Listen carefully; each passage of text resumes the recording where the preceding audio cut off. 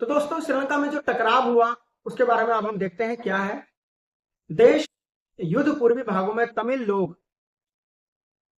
जो थे वो अधिक थे। यानी पूर्वी भाग में, श्रीलंका के पूर्वी भाग में तमिल लोग ज्यादा थे, जबकि देश के बाकी हिस्सों में सिंहली लोग बहुसंख्यक में थे।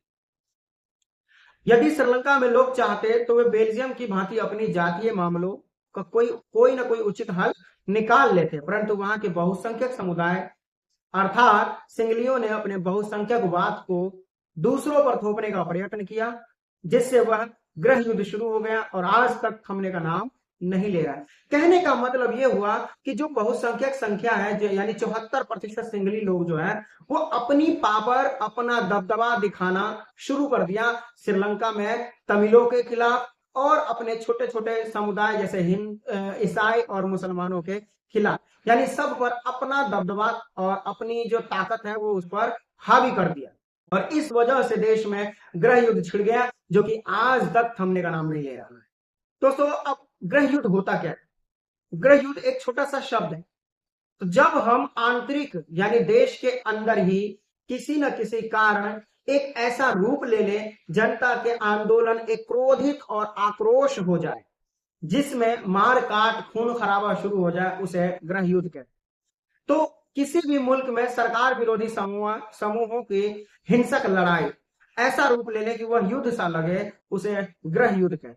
अब देखो श्रीलंका में बहुसंख्यकवाद का क्या था और उसकी पावर कैसी थी। तो बहुसंख्यकवाद यह मान्यता है कि अगर कोई समुदाय बहुसंख्यक है तो वह अपने मनचाहे ढंग से सरकार, देश का शासन कर सकता।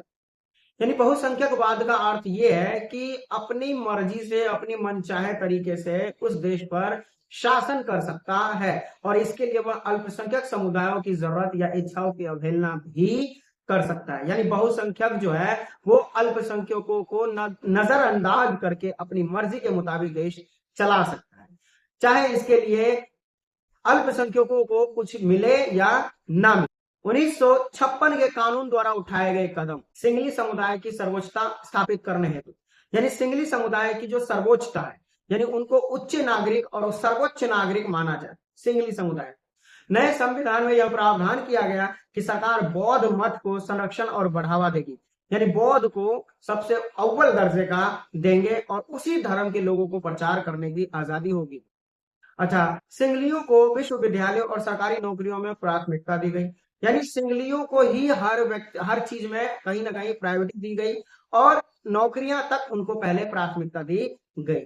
सिंगली एकमात्र राजभाषा घोषित कर दिया गया, जिससे तमिल की अवहेलना शुरू हुई।